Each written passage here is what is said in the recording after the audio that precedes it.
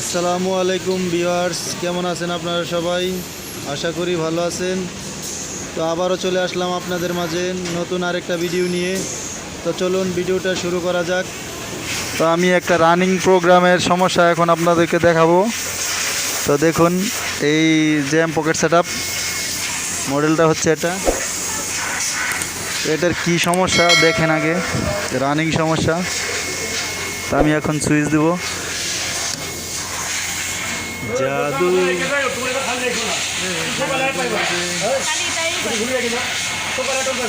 লা ইলাহা ইল্লাল্লাহ।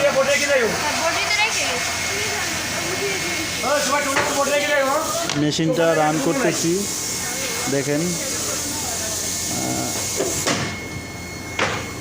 মেশিনটা রান করবো। দুইটা সুইচ একসাথে। এই মেশিনটা রেডি হচ্ছে। আমার মেশিনটা রেডি হয়েছে। তো আমার মেশিনটা রেডি হয়েছে, এখন আমি এক পিস কাজ করব দেখানোর সুবিধার্থে। আমি ফোল্ডিং করতেছি না, এভাবেই দেখাইতেছি। তো আমি এখন সুইচ দেখেন, এই যে মেশিন চলতেছে।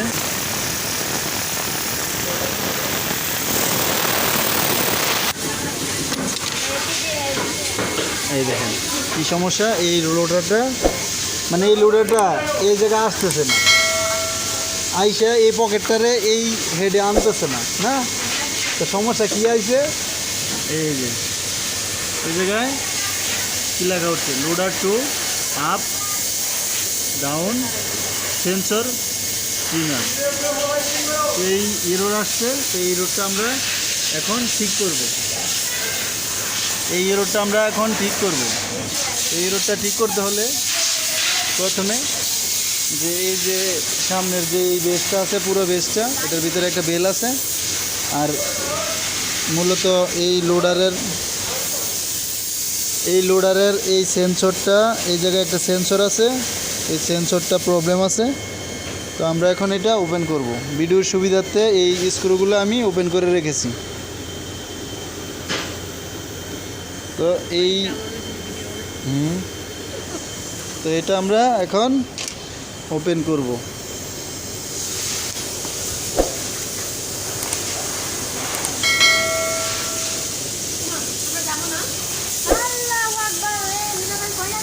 তো দেখেন আমি এটা ওপেন করছি।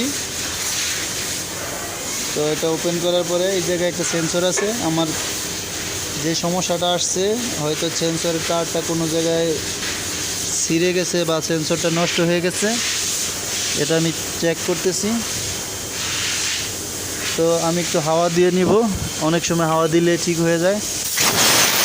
তো একটু হাওয়া দিয়ে নেব সব জায়গায়।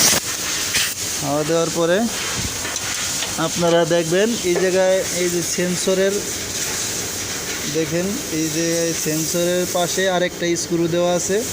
তো এই সেন্সর স্ক্রু থেকে 1 মিলিমিটার গ্যাপ থাকবে। তো এই গ্যাপটা একটু মনে হয় আমার যে বেশি আছে, গ্যাপটা একটু বেশি আছে। তো এই গ্যাপটা একটু বেশি আছে। এই গ্যাপটা আমি এখন কমানোর চেষ্টা করব, কমিয়ে দেব। এই সাইডে একটা স্ক্রু আছে 3 মিলি লিঙ্গি দিয়ে। তো এই স্ক্রুটা আমরা একটু টাইট দিলে ভিতরের দিকে যাবে। তো একটু গ্যাপ করে দিলাম 1 মিলির মতো। তো এখন আমরা মেশিনটা সুইচটা বন্ধ করব। সুইচটা বন্ধ করে আবার সুইচ দিব। এখন আমার মেশিন চলতেছে। এটা সেন্সর তার চেঞ্জ করে দিছি, কেবল চেঞ্জ করে দেওয়ার পরে মেশিন রান হয়েছে। এখন কোনো এরর নাই। তো আমি এখন কাভারটা লাগিয়ে দেব। তো আশা করি আপনারা বুঝতে পারছেন যে এই এরর আসলে কী কাজ করতে হবে। এই কাজটা করবেন।